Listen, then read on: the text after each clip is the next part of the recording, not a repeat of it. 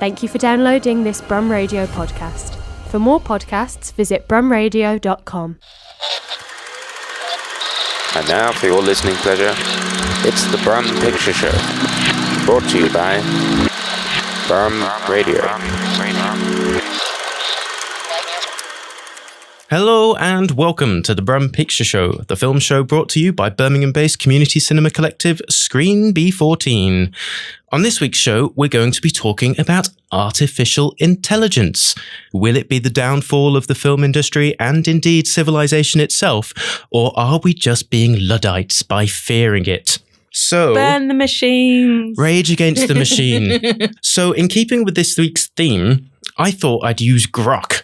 Yeah, you know, Elon Musk's version of ChatGPT to help introduce the show today. So, yeah. I think we're going to be out of a job soon, aren't we? Well, let's see about that. Let's see how threatened we feel by this. So this is my Grok-assisted introduction. My name is Paul Vernon, and I'm a bloke whose love for film runs as deep as the canals of Brum. I'm not just another face in the crowd. I'm the director behind Vermijo, a western that's got more heart and soul than a Brummy ballad. Now, that is news to me. I didn't know I directed that. I didn't know Brummies had ballads. Apparently, according to Grok, they do. So from my early days gorging on B-movies to capturing the Wild West in the Arizona sun, I'm a true artist. I'm the kind of filmmaker who'd chat you up about the perfect shot over a pint at the local. So whether you're a fan of indie flicks or just love a good story, keep your eyes peeled for me, Paul Vernon. I'm the one turning the big town into a big screen. I mean, I didn't know you were such a multi-hyphenate, Paul. I didn't know either. I mean, this is flattering. But yes, almost entirely false. So there we go. That's a good start. Well done, Grok. Do you want to see what Grok has to say about my co-host, Nadine? Oh, can't wait. I bet it's entirely accurate. Yep. So joining me today on the Brum Picture Show is Nadine O'Mahony, your host with the most when it comes to all things film. From the latest blockbusters to the hidden gems of indie cinema, she'll be your guide through cinematic history with a red and white belt. With a red and white belt in karate, she's not just here to talk movies, she's here to kickstart your love for film with a passion that's as fierce as her martial arts skills. Oh my gosh. So whether you're from Birmingham, England or Birmingham, Alabama, buckle up for a ride filled with laughs, insights, and a whole lot of movie magic. Let's get this show on the road. Is that real? That's real. That's genuinely what I just said there is what Grok suggested for my introduction on the Brum Picture Show. So it seems... I don't want to sound ungrateful, Paul, but that's better than any of the copy you've ever written. I know. So I think we don't even need to debate AI, really. So yeah, I mean, hi Nadine, welcome. Hi. How do you feel about that introduction? It's actually weirdly accurate. I do have a red and white belt in karate, or I did when I was about 12. Yeah. So excited that that's part of my bio now. Yeah, but interestingly, considering the fact that you're an actual filmmaker, it neglects to mention that fact, but it credits me with directing films that I haven't even heard of. Don't even exist. No, exactly. So that's interesting. Well, it goes to show that it may not be accurate, but it sounds good, doesn't it? Yeah, and that's all that matters. Interestingly as well, I did a few little variations, and every time I asked it to write something about your martial arts skills. So this has come from one episode that we did a few weeks back called the martial arts episode, wherein Nadine, I think I wrote it in the show description, which I think is why this information is disseminated so much across the internet, that you have a red and white belt in karate. And if you know about karate, you'll understand how pathetic that is. That is literally like the first belt you get. Yeah, but it seems this has become a defining fact about you, that you are a martial arts, genius of sorts. And it's so it's a bit like, you remember that story about those two guys at uni somewhere, and they just invented a fake Wikipedia article for the inventor of the electric toaster. And this information was just quoted and requoted to the point it just became fact online and just wound up in all sorts of news articles as this chap And the picture of this chap from the 1800s was just literally a black and white photo of one of the guys who made up this hoax. And this hoax, permeated for over 10 years. So future generations will remember Nadine O'Mahony as a martial arts master. Well, that's how I want to be remembered, I think. Yeah, so there we go. But it's funny, my former lecturer, and he's a filmmaker in his own right, John Bradburn, he made up like a fake person on IMDb. I think it was like a cinematographer or something. Yeah. And gave him some credits. And not only was it still up there, years later, but he'd gained some credits since. Oh, wow. He'd worked on other films. That's good.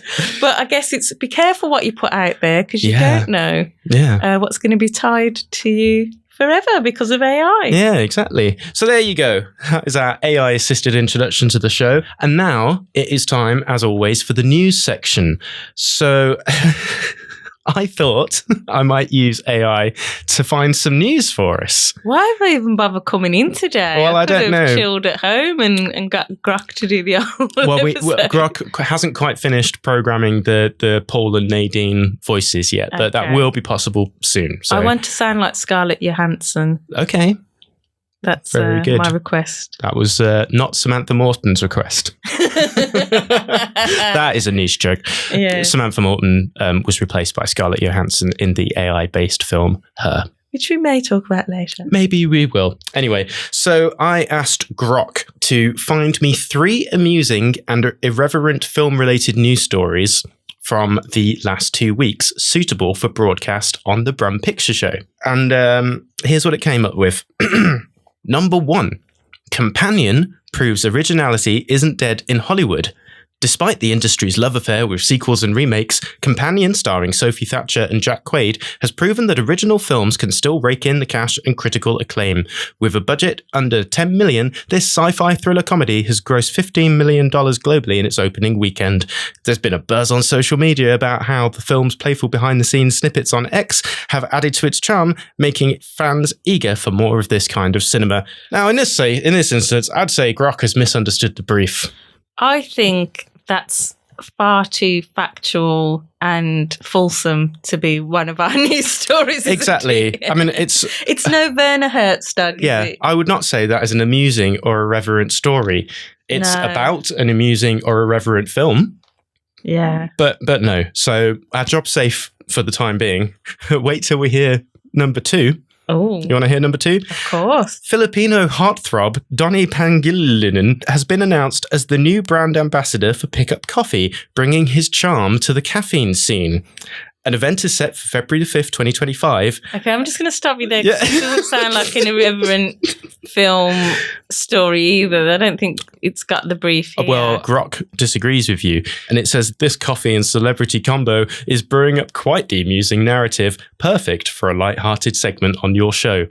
So Grok is telling me that this is perfect. 2 Brums down for that. Okay, yeah. That's boring. That's just an advert. Sorry, Grok. And then finally, LMSY's Sonia charms fans in a coffee shop interview. So now it's suddenly gone down a... God, is this the Brum coffee show? I know. Now? I don't know why it suddenly decided to stick to this coffee theme, but it obviously thinks that coffee is lighthearted and irreverent. Well, it just shows you what a load of old rubbish it is, doesn't it? Well, yeah. Well, do you not want to hear the story first? No, because this isn't the Brum coffee show. It's the Brum Picture Show, Paul. Yes, but this interview in a coffee shop setting, I think she's from films, this. I mean, what is LMSY? Exactly. I don't know. We don't know what it is. But Two self-confessed cinephiles. If you know what LMSY is, email us in a picture show at brumradio.com. Who is Sonia? But apparently the interviews with this Sonia has had fans laughing and swooning over the actress's candid moments, including her amusing take on spoiler-sensitive fans. This story combines the love for a beloved character with the everyday setting of a coffee shop, making for an entertaining and relatable news piece. No. Okay. But apparently it says, and this is actually written by Grok again, that the above stories, the 3 stories I've just told you, they combine celebrity, film success, and everyday life in a way that's both amusing and engaging for your audience. I think you're going to have to be more specific with your parameters. Yeah, maybe. Or just not use AI again to write the news that section. wouldn't be... That would be something. Yeah, that would. But we're busy people. We don't have Yeah. time to read all the news. Exactly. This is supposed to be saving us time and labour, and I know. it's actually making things harder for us because it's not working. Yeah, this has created more work because I then had to find some actual news stories that I like. But did you find any news stories, Nadine, that you thought were interesting? Well, this is more irreverent and light-hearted film news. Yeah. As you know how we love our donkeys Oh yeah. on the Brum Picture Show. We do. And we also love Barry Keoghan. Oh, okay, yeah. So now I've got some Barry Keoghan and donkey-related news. I can't even think what this could possibly be. I have been scouring the internet and I've not found such an exciting lead. What is this? Well, to be honest, it's probably not too far off Grok's sort of corporate commercial nonsense. Right. Basically, Barry Keoghan reunites with the Banshees of Inisherin Donkey for a Squarespace Super Bowl ad. Oh. So you can watch it at IndieWire at the link in their bio. I won't spoil the ad for you, but to let you know that Barry Keoghan is also doing some movies as well. He's in Bring Them Down alongside Christopher Abbott, which will be in theatres and out on movie soon. Yeah. And he's also going to play Ringo Starr in the Beatles biopic, it's been rumoured. And of course, he'll be in the new Peaky Blinders. Oh yeah, and there's a sheep film. Is there? Yeah, that's the one I said at the top. Is that the sheep one? Is that the sheep film? Yeah, okay, right. So he loves his farmyard animals. Yeah. Barry. Wouldn't it make more sense for Colin Farrell to be in the Super Bowl ad with the donkey? Does Barry Keoghan actually have much interaction with the donkey in Banshees of Inisherin? I don't remember, but perhaps Colin was busy or... Had a falling out with the donkey on set. Maybe he bit him. Anything else? This is actually very big news in the movie world. I mean, it might not mean much to a lot of people, but the Oscar nominees have been announced. Yeah. And there are some shockers. Some real shockers. Real shockers. I think the big snubs, Luca Guadagnino. Yeah. Where's the love? I know. Where's the love for challengers and queer was which presumably... we're going to talk about later in the show. Yeah, and presumably that was eligible, right? Yeah. Yeah, there we go. I mean, I don't know if it's because he had 2 films out in a year. He split the vote. Because he's a bit of an Oscar, he's a bit of a awards darling. His stuff is usually, maybe it's because his stuff is usually a bit more art house and highbrow, although I'd say Queer was quite art house. Yeah, definitely. Challengers was a bit more popular, but then we've got, and the Oscars love popular rubbish films, right? I'm not saying Challengers is rubbish. Well, the big shocker as well with Challengers is 9 Inch Nails not getting the score. I know. A lot of people were expecting that. Well, Trent and Atticus technically, but yes, exactly. They, what a deserving score. Yeah. Snubbed. We don't have many female directors in the Best Director. We only have one. Mm-hmm. But the big shock, pleasant surprise if you're a horror fan. The Substance has got a lot of love. And, horror notoriously doesn't get a lot of love at the Oscars. So that's been a pleasant surprise for a lot of people. Yeah, good for it. Yeah. Other directors, James Mangold, a bit of a surprise there. Sean Baker, Jacques Audiard of Emilia Perez, and Brady Corbet for The Brutalist, which we'll be talking about later too. Yeah, we will get to The Brutalist. Yeah, so there's some deserving stuff and then some very undeserving stuff in there, I would say.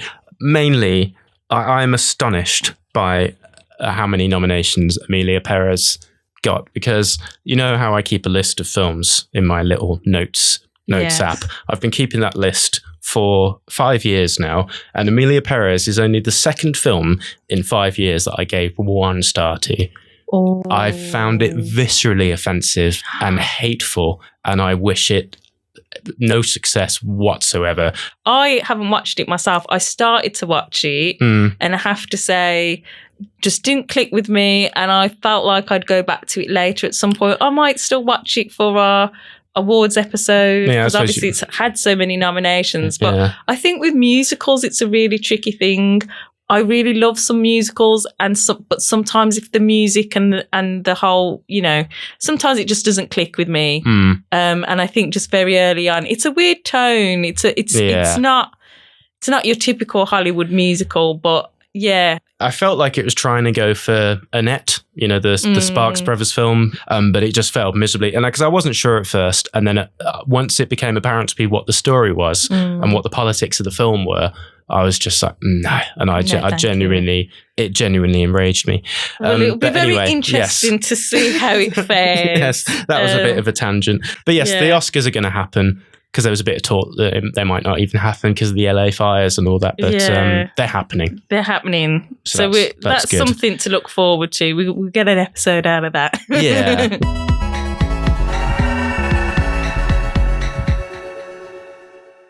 You are listening to the Brum Picture Show on Brum Radio, and today we are talking about artificial intelligence. Will it be the end of us? So, has it already been the end of us? Is this just a simulation? Indeed.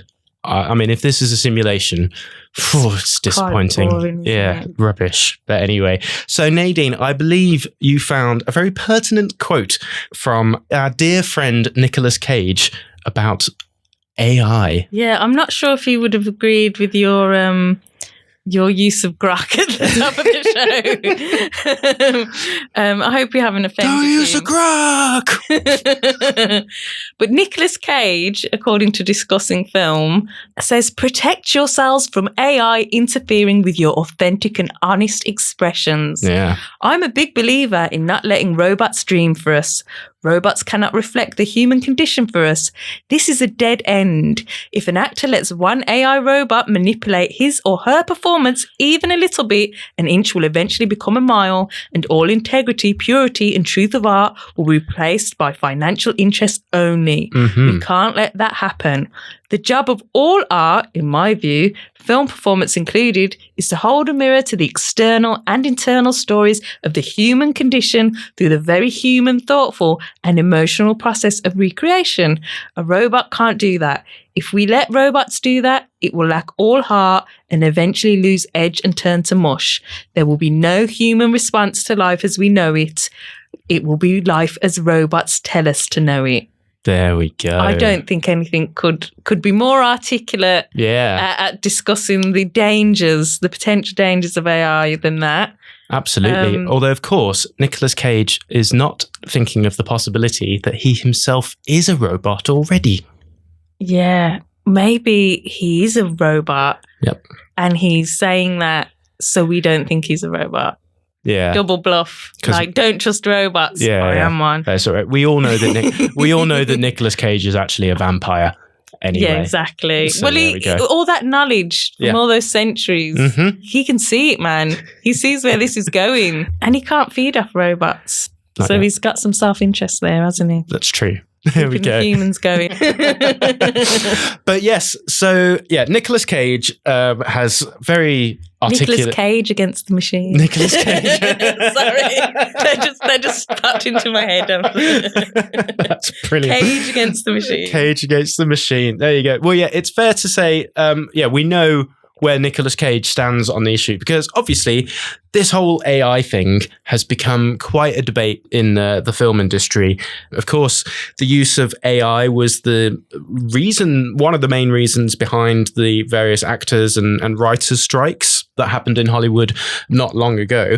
And we're seeing increasingly more news stories about AI being used in the production of films, where people have been like, well, I don't know, couldn't you have paid a human being to do that instead of letting a robot do it? So, of course, well, this is film related, but let us not forget that AI is responsible for giving us the Glasgow Willy Wonka experience. Oh my God. We got some mileage out of that, didn't we? We did.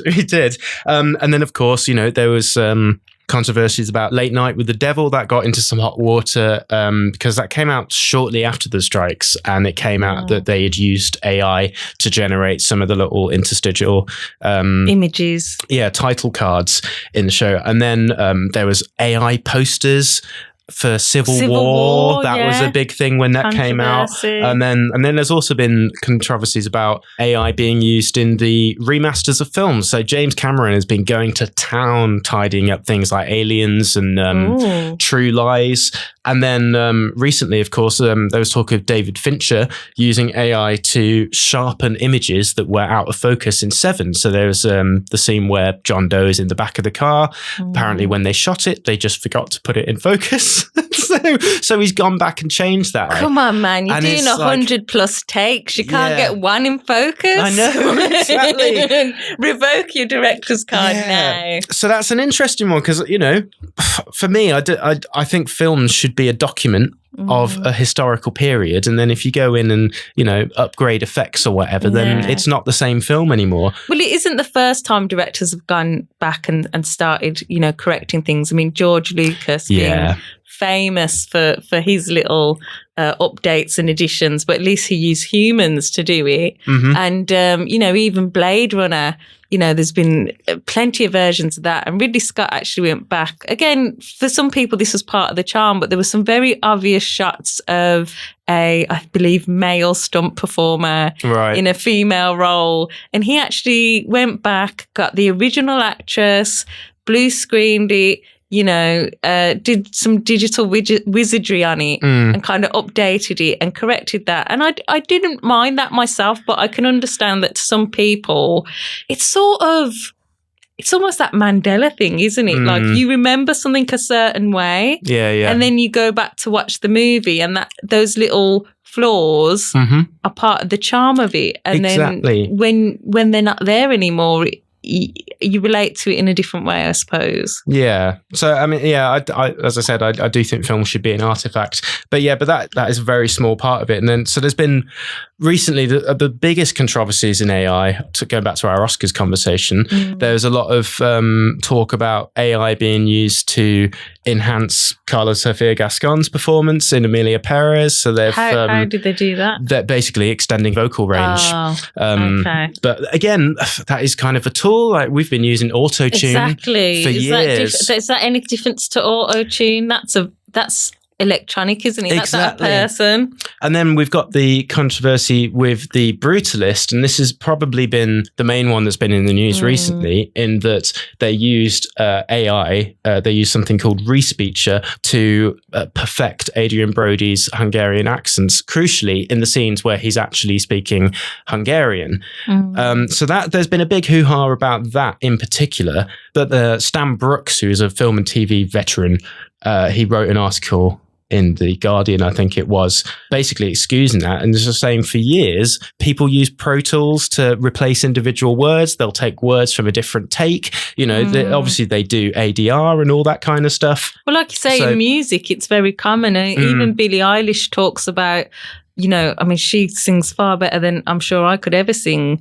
But the way her brother who produces a lot of her music, they use multiple takes, multiple takes and little tiny bits of those takes and put it together to create a performance that she's never, more perfect than one she sung or that fits, their vision.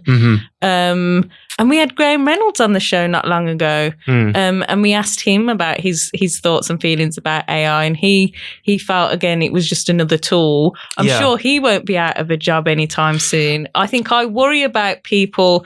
I think it will take away jobs, and it will take away jobs in areas such as graphic design. Where, why bother paying a human to come up with, a limited number of ideas when you can just, use a computer to do it. Having said that, something like Respeecher, I think the alternative there is we have the takes that don't sound as good. Yeah. Do you know what I mean? Yeah. So I don't feel, in that case, I'm not saying they should use it, but I don't feel like it's taking work away from a human. Brady Corbet has come out and said, like, all the designs and all the images and everything in the film was by hand. Everything was handcrafted. This just enhanced a performance. But it's difficult. It's apples and oranges. And I think, the line is whether it is actually replacing someone's job. So going back to this article about the Brutalist by this Stan Brooks chap, he talks about how there was a moment where they didn't get a take or something, and normally they'd call a loop group actor to come and do this ADR to record dialogue. And then someone on set was like, oh, don't worry, I've got this AI software that will just do this for you. And then it dawned on Stan Brooks when he heard this that is actually replacing someone's job. Normally, it would be a loop group actor, but in this case, you're just getting the computer to do it. So that's a bit, yeah. But equally as well, The Brutalist, its budget was $10 million. Exactly. Which is astonishing. And so there's only so much you can do with $10 million. Oh, that's 10 Ty West films. Yeah, exactly. 10 Ty West films. That's very true. But it's also... but what it was trying to do on that budget was immense. Yeah, it's also 5% of Killers of the Flower Moon's budget, which is just amazing. Considering Which is that's kind of a similar length. Yeah, similar length and similar scale in terms of epicness. So that's absolutely mad. But Leo DiCaprio wasn't in this one, so they probably saved a lot of money there. Yes, well, exactly. But that's the thing. So, you've got The Brutalist. It's got $10 million. They want to make the best film that they can for $10 million. So, they're going to use some tools, maybe some AI tools to enhance what they've got. And it's not taking anyone's job away if they couldn't afford to pay that person in the first place. But then equally, you can look at it at the way that studios are going to go, oh, well, hang on, you can just do that with AI now. Yeah. So I'm only going to give you, $5 million to make that because you don't need to pay all these people. Exactly. So it's a really tricky thing. I can see both sides as a filmmaker myself who often works on low budgets. I mean, I'm making a short film right now and without giving too much away, there's going to be lots of insert shots in it. We're going to need lots of photos of the actors, kind of flashes to them when they were young in high school or whatever. And, that would be very time consuming. The actors would have to be paid. We'll have to bring them in, take photos of them, develop the photos and all of that. Or we take the photos, we use a tool digitally and we enhance them and we make them look like Polaroid photos. And that still isn't taking anyone's job away. Yeah. It would be far quicker and far cheaper if we just AI'd them. Yeah. And even I'm sort of scratching my head and thinking, we have almost no budget, £500. And a lot of people working for free. And it's like, I want to pay my humans. I want to realize my vision. I want to pay my humans. But I can see the temptation. At the same time, I think it's opening the door. I think Nicolas Cage has a point. The flaws are sometimes what makes something, more artistic and more interesting. Sometimes, it's like, yes, you can do 100 takes Billie Eilish and pick all the best parts and Frankenstein them together. But sometimes those kind of, inflections in the voice, those kind of imperfections are what make a song interesting and what give it emotion and feeling and uniqueness. So I do sympathise with the low budget filmmakers especially, but I think it is opening the door to robot armies taking over. Exactly. So it is a tricky one. Because, myself, I have found AI quite helpful. So fans of the show might know that I made a promotional image for the show of Werner Herzog. Yeah. And I used AI to help me with that because I wanted a picture of a dog sitting in a cinema that I could then superimpose Werner Herzog's face onto. So I used AI to generate that dog sitting in the cinema because it wouldn't let me actually generate it to have Werner Herzog's face. Because you've got no artistic talent. Exactly. Exactly. No.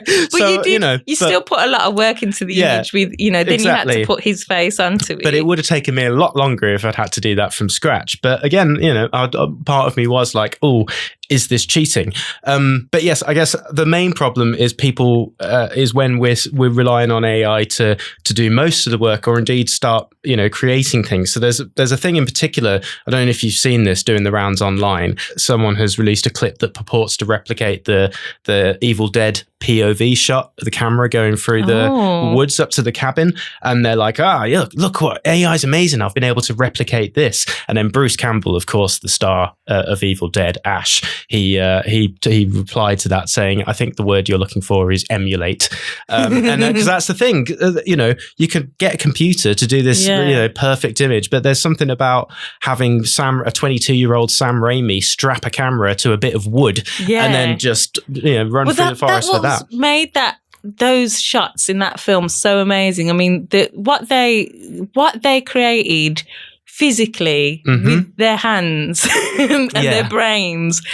I watched that recently, and I was like, I had to look up how they did it, because I don't know how they did that shot. I don't know how in that time period without drones they got a camera to float above the waterline and then get up high, or like, you know, and it's amazing. And they did it with ingenuity, and they did it on a shoestring budget, and I'm sure they had a lot of fun while they did it, when they weren't torturing and injuring their actors.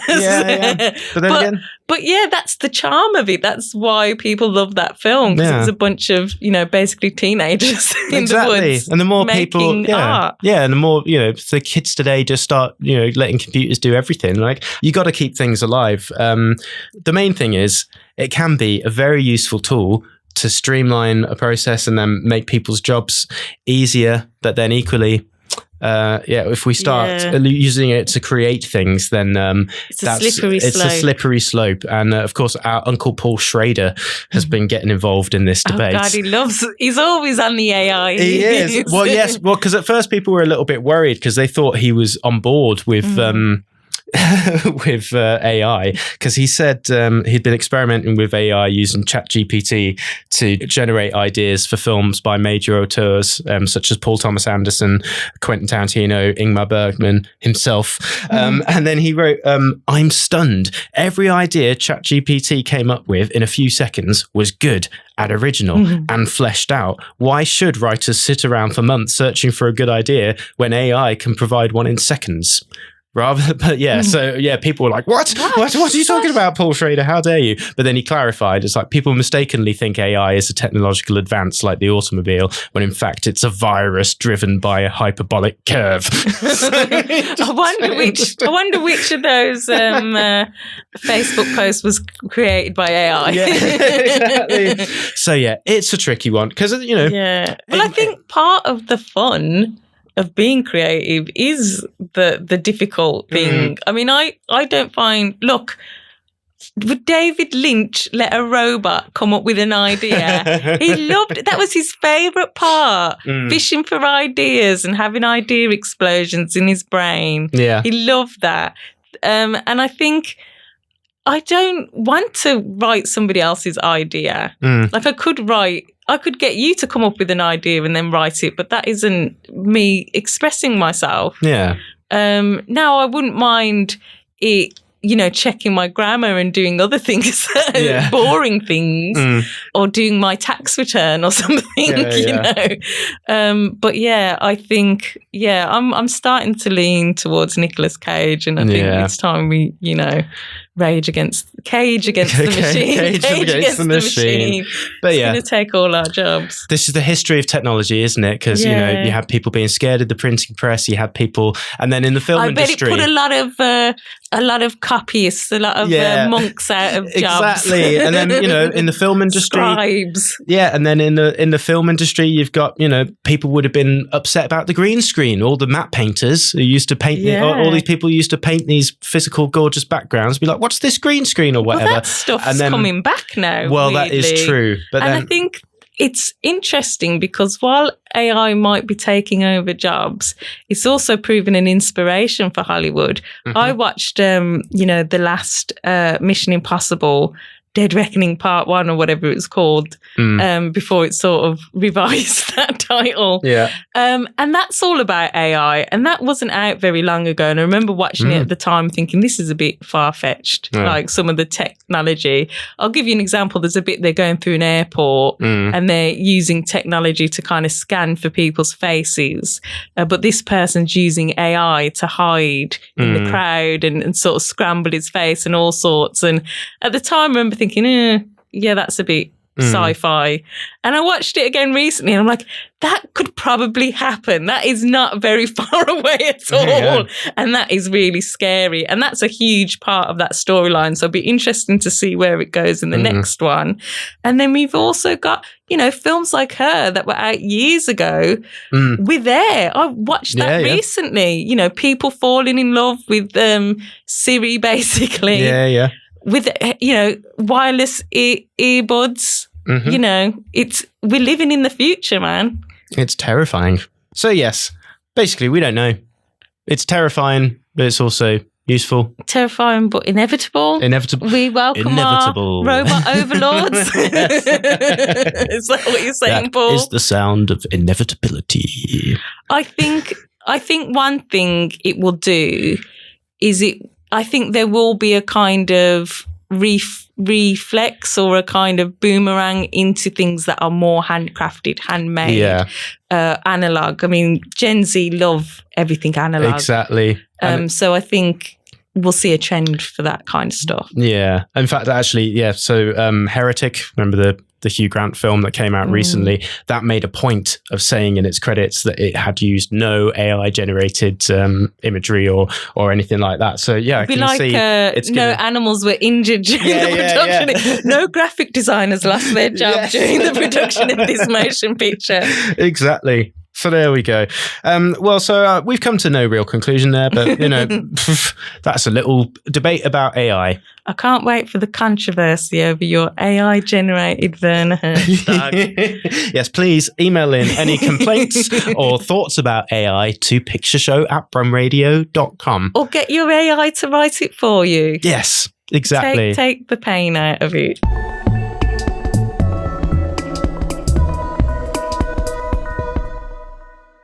You are listening to the Brum Picture Show on Brum Radio, and we have been talking all things AI today. So we've been debating the use of AI in films, but now I think we're just going to have a general discussion about films about AI. And I'm going to get Grok to help us in this, because I don't think either of us have written many, many notes. 2001 is one of the first I can think of, with Hal being the ultimate evil robot AI. Close the pod bay doors, Hal. Spot on. So I've just asked Grok, Elon's version of GPT, what are some of the best films about AI. And actually, funnily enough, 2001 A Space Odyssey is first on the list. Classic. So there you go. And then we've got Ex Machina. That was my second. I was going to say that next. All right, well, you can pretend to have thought of it yourself. I did think of it. No, Grok thought of it. I thought of it in tandem. Okay. But yeah, Ex Machina is one of the perfect examples, isn't it? What's so interesting about it, it uses the Turing test. Mm-hmm. So it's about, the whole premise of the film is him trying to figure out if this robot lady is actually AI, because this is the thing. A lot of people are saying these chat GPT and all these kind of things, they're not true AI because they don't have intelligence. Mm-hmm. They're just scraping the internet. Mm-hmm. They're language models. They're scraping the internet. I sound like I know what I'm talking about. Yeah, you do. Yeah. I'm just parroting. I'm like a chat GPT. I just heard somebody else more intelligent than me say this. Just pattern recognition. I don't even know what it means. I know what word should come next. Exactly. Am I AI? It's just really freaking me out now, having a moment of realization. Can robots have epiphanies? No, but basically that's what people are saying. These things aren't intelligent, even though they seem like they are, and they seem like they're having a conversation. They don't actually have brains. We haven't got to her yet. We haven't got to, Scarlett Johansson becoming self-actualized and outgrowing her human boyfriend because he's not intelligent enough for her. Poor Joaquin. But yeah, so the point of Ex Machina is he's come to test whether she actually has intelligence, or whether she's just parroting things, or, whether it's just a clever mimic. And that's, what gets the whole film started. Yeah. And that, of course, draws influence from one of the great AI films, Blade Runner. Because that is, basically they're doing a Turing test in Blade Runner when they're... Yeah, the Voight-Kampff test. Is that what they call it? Yeah. Oh. What do you feel about your mother, Paul? What will you do if you find this upside-down turtle? I remember that. That's one of them, isn't it? It's hot belly baking in the sun. There were some weird questions. Well, I think the point is there. It was an empathy test, wasn't it? Yeah. So it wasn't testing intelligence, but it was testing emotional empathy. And there was a difference. Again, I'm going to sound like I know what I'm talking about. I've watched this film a lot. But the book was against AI, or what it called replicants. Yeah. And part of that was Philip K. Dick was worried. I think he was worried about sociopaths. He was worried about people lacking empathy and sort of how dangerous that was. But the way Ridley Scott interpreted it, he felt like these replicants were better than human. They were superhumans. They were like superheroes, and they had greater intelligence, and he was quite sympathetic to them. And if they didn't have these limited lifespans, they might have developed empathy and emotion and become more human than human. So that's interesting because we have different interpretations of the same, idea there. But that is a worry. Robots aren't human. They don't have emotions yet. What if they decide that we are a cancer on this planet and decide to destroy us all? And that is exactly the plot of the Terminator franchise and indeed The Matrix. Oh. And by the way, I rewatched Matrix Reloaded and Revolutions the other day, and there's a lot of stuff to love in those films. I just wish they'd cut out most of the action, really. Some of the CGI. The CG Keanu. Like, it's amazing. In fact, that's one of the examples. And what's the guy called with the sunglasses? Agent Smith, like all the computer Agent Smith. Smiths. And that, I think that's an example of actually Matrix Reloaded, I think, is best watched in as low quality as possible. I think that's best watched on DVD. Low def. If you watch a 4K upscale of the Matrix sequels, then you do not want to be seeing those special effects in Well, high I think res. it's really interesting because there's a spate of films. Okay, CGI isn't AI, but it's computer assisted artwork. Yeah.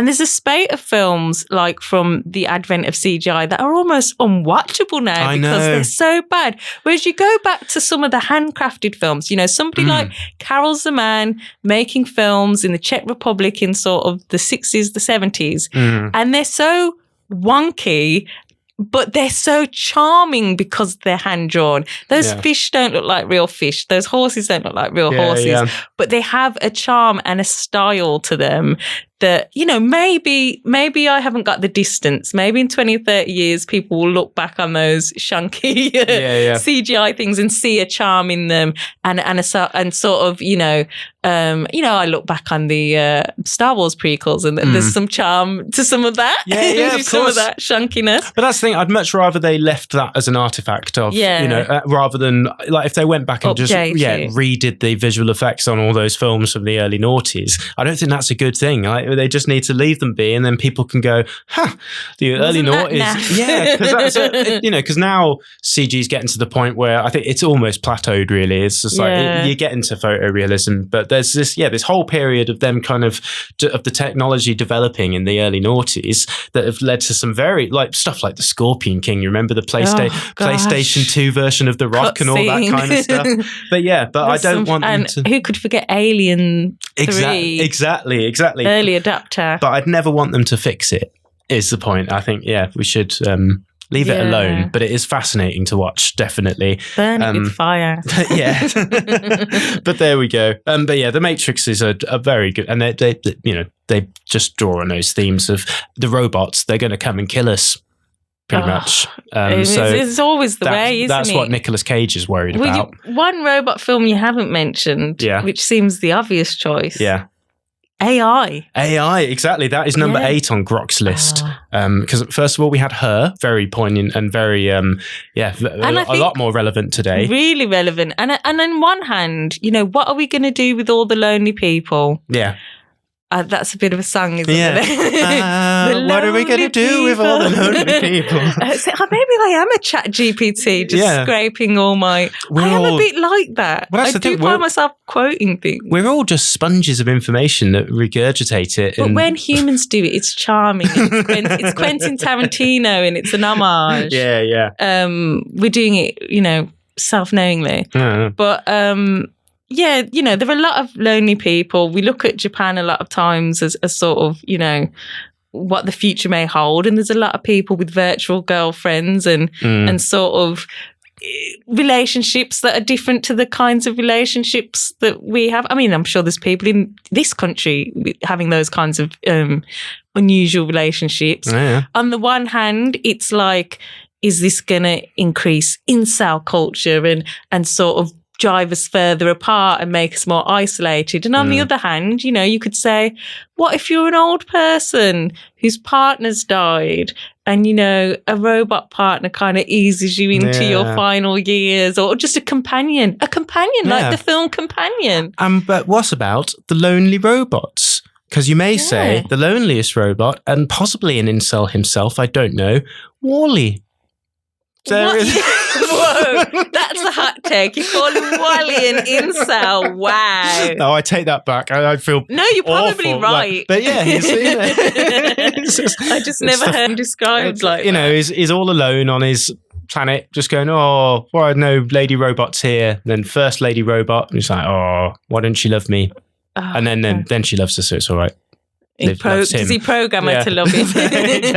But yeah, Wall-E's a lovely example. But yeah, that's true, because, you know, there's something kind of tragic and almost Greek in that we create these robots to ease our loneliness. Yeah. And then we die because we're frail and human, and the robots live on. Yeah. Inheriting our loneliness. We kind of, it's a vicious cycle. So we're all the same, really. So you know what? Having said that, I always wanted a robot friend. When we were at school, we had to design robots. Yeah.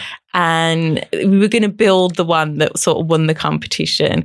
And I really was happy with my robot, and it could do all these tricks, and it had all these kind of special skills, and it could entertain me.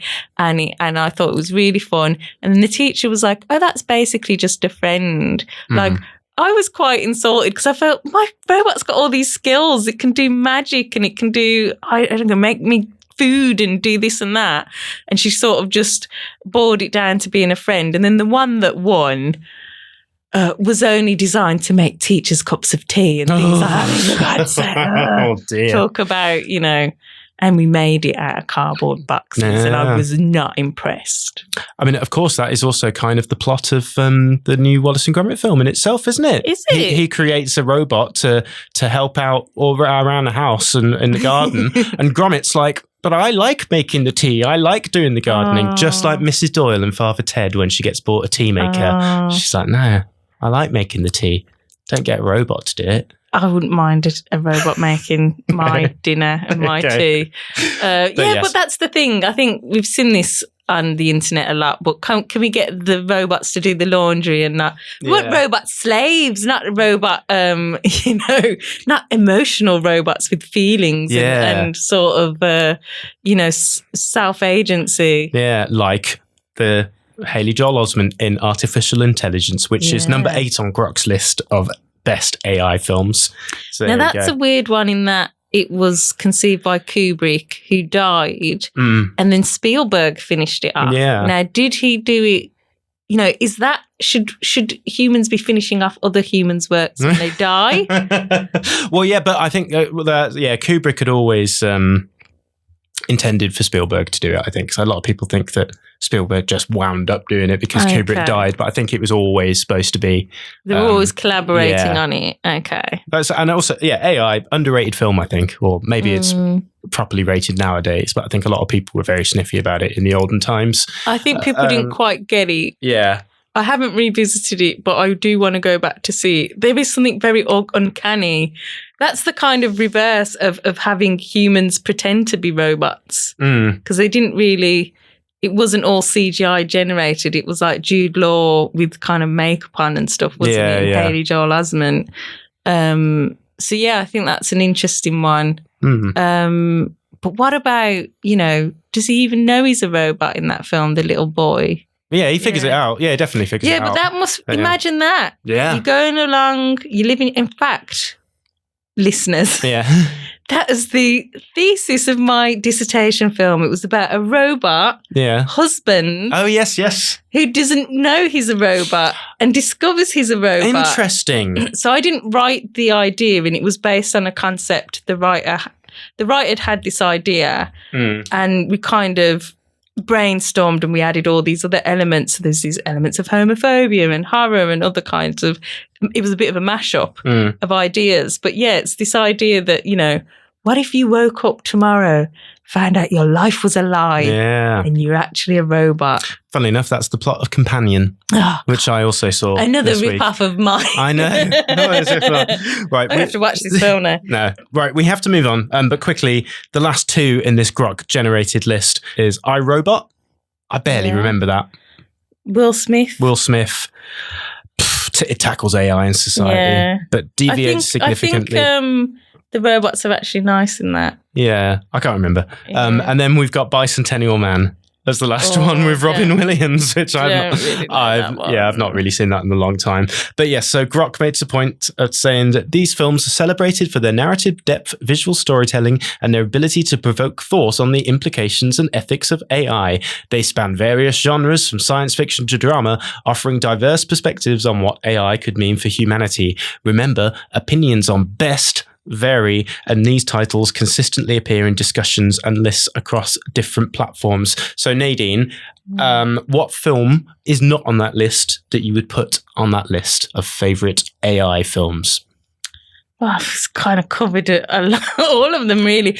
There must be. I might have put the last Mission Impossible film just because of it's not just about robots or chat girlfriends, but it's about AI as an entity and what might, and so I think it's an interesting take, and it's things like the kind of like I was saying, the facial recognition and all that, and how we're worrying about scams now, people cloning our voices, phoning our love. I mean, it's one thing, some of these things are so obvious, but if somebody, if I rang you up and you heard my voice and I was like, Paul, I'm trapped, I need money, you might fall for it, and you might, and how can we protect ourselves? How can we trust anyone? Yes, good answer. Mission Impossible. I like that. My answer, of course, would be Short Circuit. Johnny Five's alive, and also David Lynch. David Lynch is AI? No, I'm just saying my Johnny Five impression is quite similar to my David Lynch impression. Yeah. Input Stephanie. There we go. Lynch lives on. Lynch lives on. Would you like a Lynch robot? I'd love a Lynch robot. Yeah, that'd be great. Do you think he would have liked it? Probably not.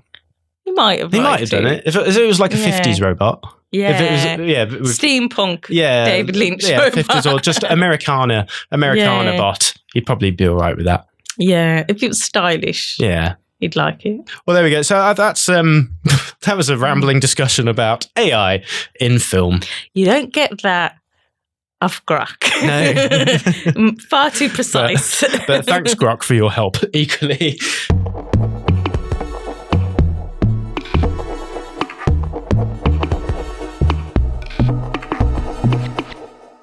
You are listening to the Brum Picture Show on Brum Radio. Today, we have been talking about all things AI. And first up in the review section this week is The Brutalist, which, as we mentioned earlier, has been involved in a bit of controversy regarding AI. But frankly, I don't care.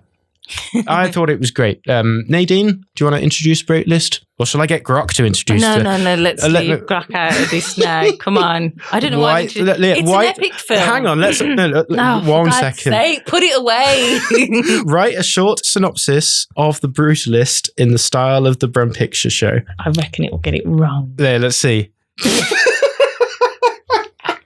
Okay, so this is the Grok-generated synopsis for The Brutalist in the style of the Brum Picture Show. Right, grab your cuppa and settle in, because The Brutalist is a film that will take you on a right roller coaster from Birmingham to Budapest. And then it's actually reviewed it for us. Why am I here? In this sprawling 3.5-hour journey, we meet Laszlo Toth, a Hungarian architect with a genius that's as raw as the concrete he loves. Goodness me. Fresh off the boat in post... just scrape that off and review somewhere, Paul. It's got no originality. No, it's sentient. It's sentient. Fresh off the boat in post-war America, America. He's looking to rebuild his life and his art, but the world ain't ready for his brutalist visions. It's really got us down, hasn't it, our patter? Toth, played with a fierce passion by Adrian Brody, battles everything from prejudice to his own demons, all while trying to get his masterpiece, the Van Buren Institute, off the ground. It's the story of ambition, trauma, and the sheer bloody-mindedness of creation. And it goes on. But yeah, okay, there you go. So that's the brutalist introduced. Yeah, what can I add to that? Your thoughts. What did you think? It's funny, and this is in many ways a real work of art. Yeah. Because I don't know, I have Letterboxd, as you know, and I have rated it, but I don't really know how to rate it because I don't quite know how I feel about it. Right. It's prickly in a good way. It's very well crafted, and I love my craftsmanship, but the cinematography, the score, the performances, the design. I mean, it's shot on film. It's not just shot on film, it's shot on Panavision, which is a special type of film that rarely gets used anymore, where normally frames of the celluloid print are sort of horizontal or vertical. This is basically the other way around. So they're wider, the images are wider. What that means is you can shoot these really sort of epic, huge sort of buildings and things like that and mountains, and you don't get that distortion, that bending that you get often in film where you have to use a wide lens to get it all in the frame. So everything looks grand and epic and, writ large. And that's very beautiful. It's very beautiful. And he said he used that format because he wanted it to feel like a film from the time. So it starts off in the 50s and sort of goes on sort of towards the 80s. But that, I love that about it. It's very tangible.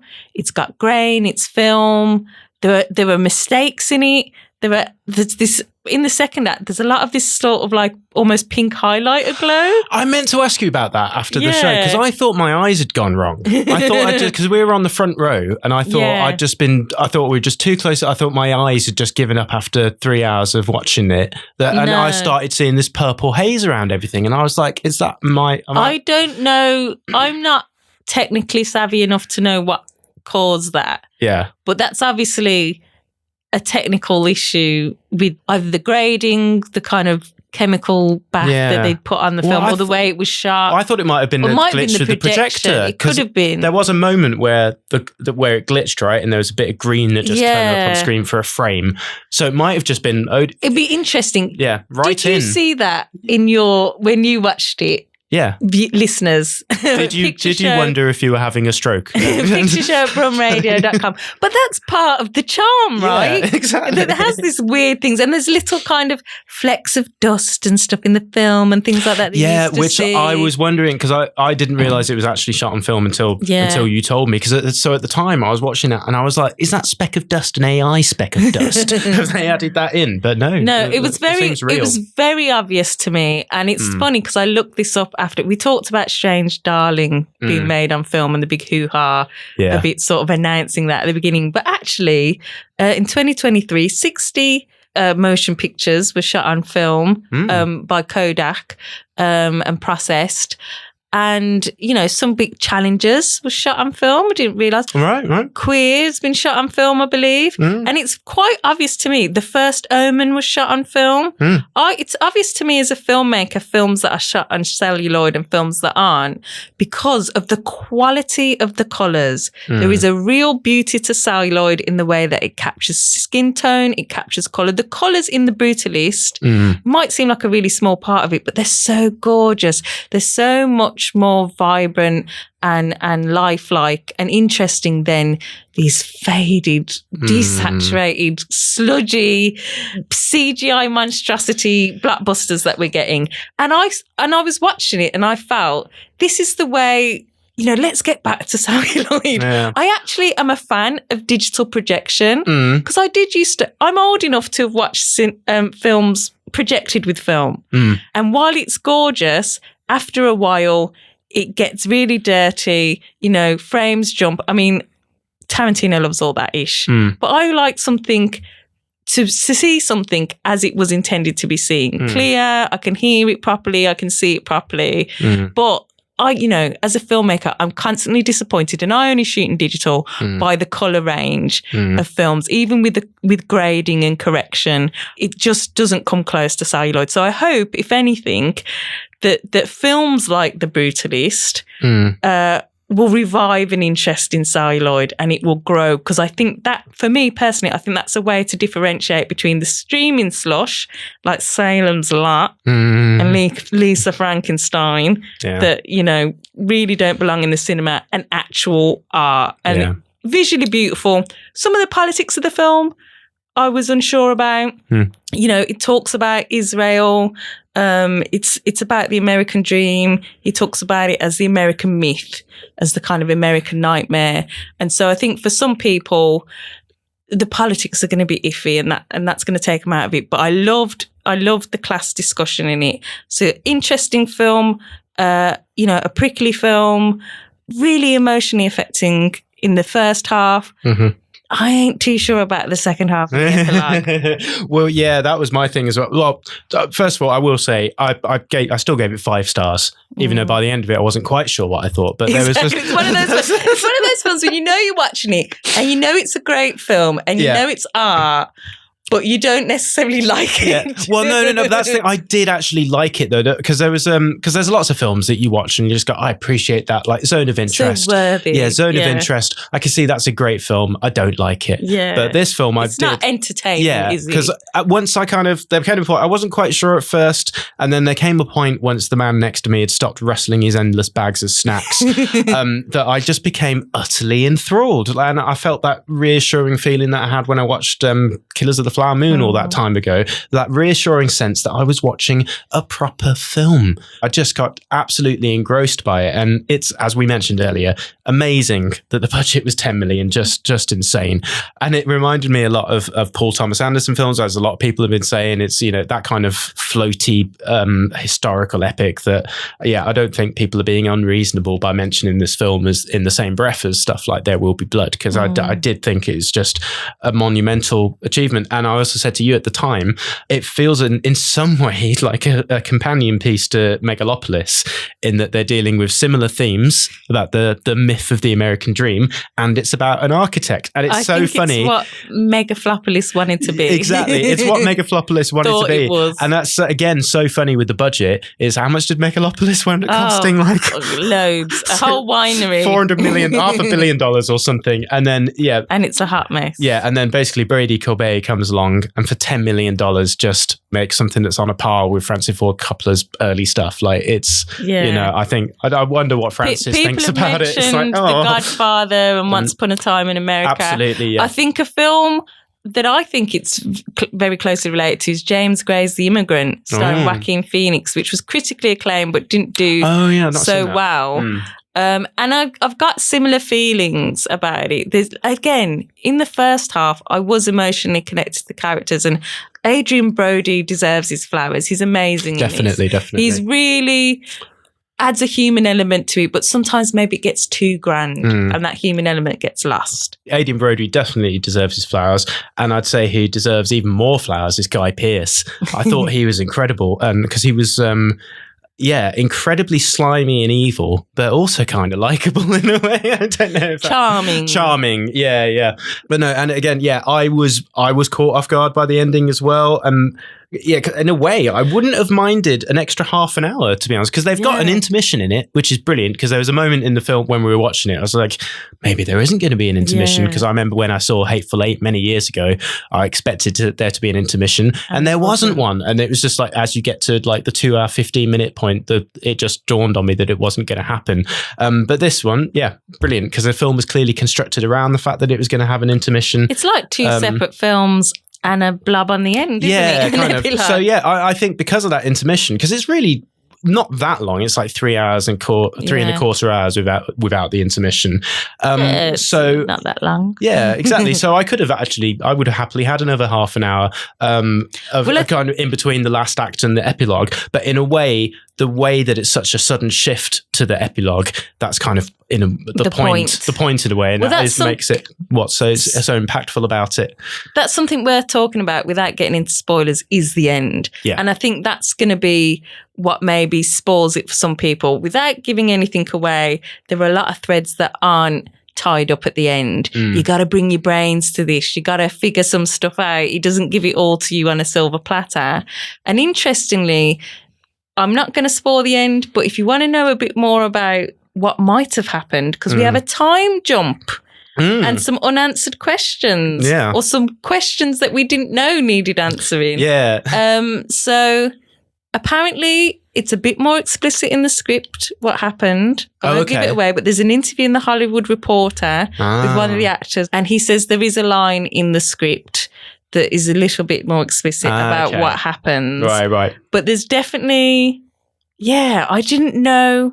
There's a line at the end, which I'm not going to say because it might spoil the film again. But there's a line at the end that a character says, and I don't know if we're supposed to take that literally.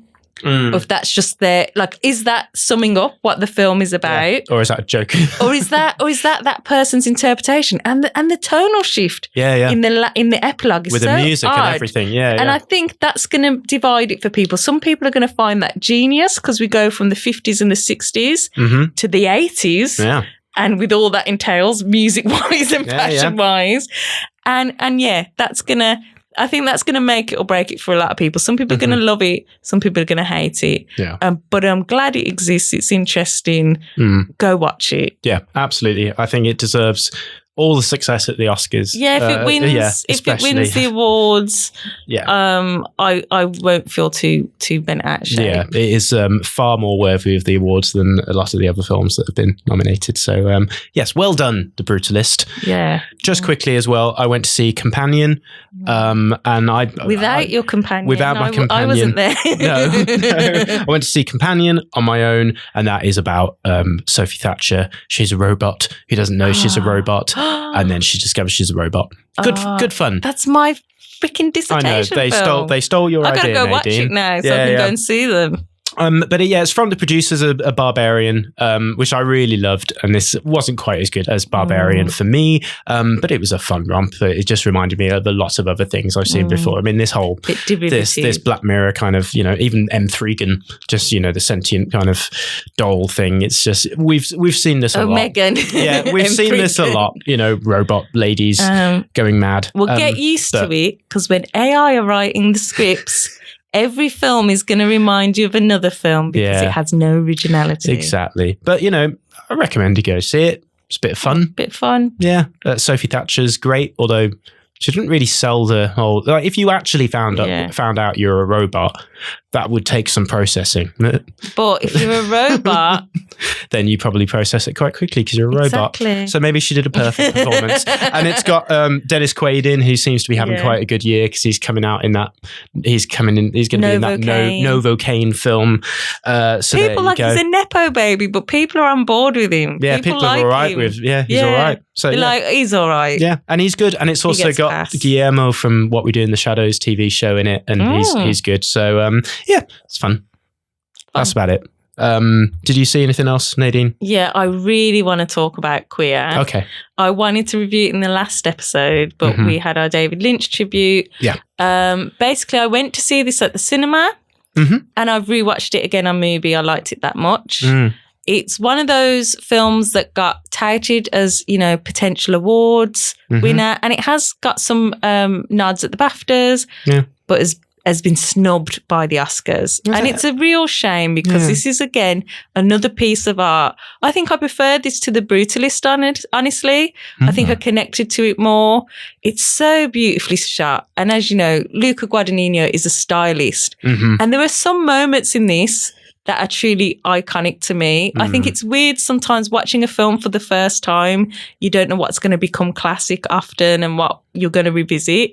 But there's a moment in this where Daniel Craig is walking down the street in Mexico, and we shift into, it's set in the, I think, 50s as well, a bit like The Brutalist.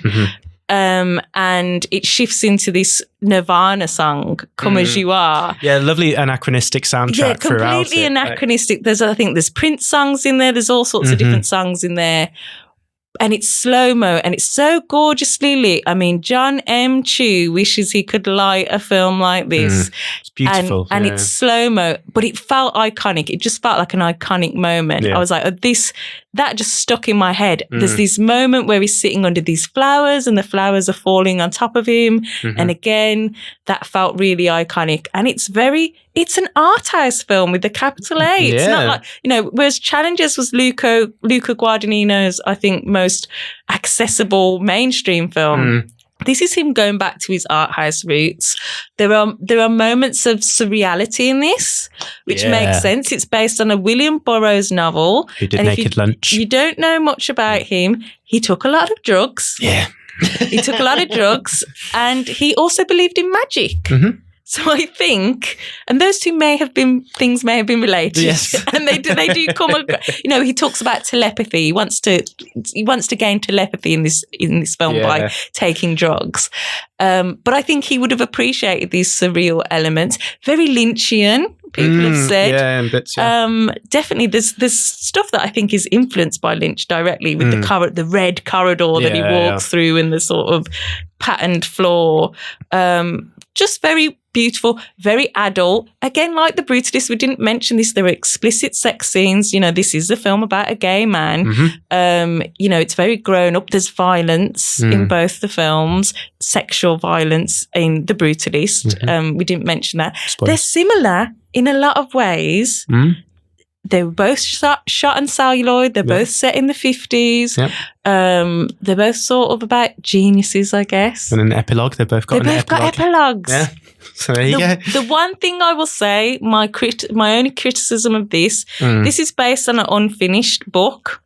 And there comes a point in the film where it felt like an ending to me. And then the film carries on for quite a while still.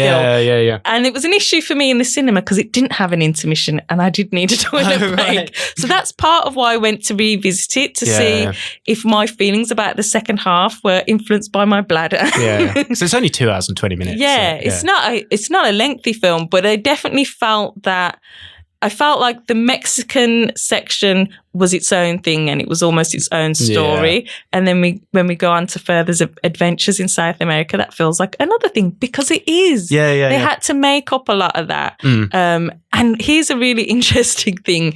If I didn't know much about Burroughs before I watched this film, and in the ads, the trailers for the film, another film came up, William Tell. Oh, right. Which is about, William Tell who shot the apple off his son's head, knights and bows and arrows and stuff. And I thought that looks really cool. I'm really into that.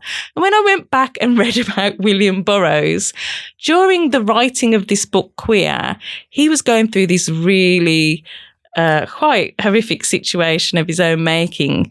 He'd actually shot his wife, and the way in which he'd shot his wife, they were both alcoholics and took drugs. He said to her, let's do our William Tell routine. And she put a glass on her head. This isn't a spoiler for the film. She puts a glass on her head and he shoots her in the head dead. And that is a real thing that he did in real life. Oh, my goodness. And that will affect how you view this film. Yeah. Oh, my God. But it's not directly referenced in the film, but it is obliquely referenced in the film. Wow. And I just... Yeah, that's a whole new level. It's not a funny thing in any way. No. But what a weird... I don't know if that is just a weird coincidence that they showed a trailer for a film William Tell. I'd say probably, yeah. But or is it a film programmer with a dark sense of humour? I don't know. But that was just a very weird thing to see. But yeah, if you don't know anything about Burroughs, you'll enjoy the film. If you know about his history and about his writings, it will take on a whole new level. Yeah. That really is a new level. I didn't know that at all. But yeah, I watched this the other day, and I watched it on Mubi, and I wish I'd seen it in the cinema because it's such a film, isn't it? It looks the cinematography. Oh my god, it looks gorgeous, and I love that there's bits of it that are CG enhanced or whatever. Because obviously it's got this period setting, but yeah, because it makes everything look like a painting in some bits. Yeah. And there's like there's little bits of Wes Anderson in there with the plane taking off and all that kind of stuff. It's this kind of I wonder. Retro. Yeah, because I wonder as it becomes more and more difficult to replicate the past, whether we're going to see more of this kind of these stylized representations of period settings. Because some of it is absolutely gorgeous, and it also reminded me a little bit of Poor Things, like the sets and stuff in Portugal. Yeah, it's pretty much all shot on stages, from what I've heard. Right? Cinecittà, even the jungle beats. Wow, no way. But yeah, there you go. I just thought it looked gorgeous, and it did have that kind of it was just one of those like woozy, just dreamy. I love films about expats hanging out in tropical countries and like trying to navigate their way through this, like things like the Rum Diary and like Salvador and Stars at Noon, the Claire Denis film. I don't know if you ever saw that, but yeah, just people in tropical countries just trying to get by and getting into scrapes and japes. I like that. And Jason Schwartzman is really funny. Oh yeah, he's well. great. I love a bit of Jason Schwartzman. Yeah, and of course, as you said, the soundtrack's great, and of course, the score by Trenton Atticus Ross. Yeah, again, I like that because I love Trenton Atticus Ross so much. I'm going to see Nine Inch Nails twice on their upcoming tour.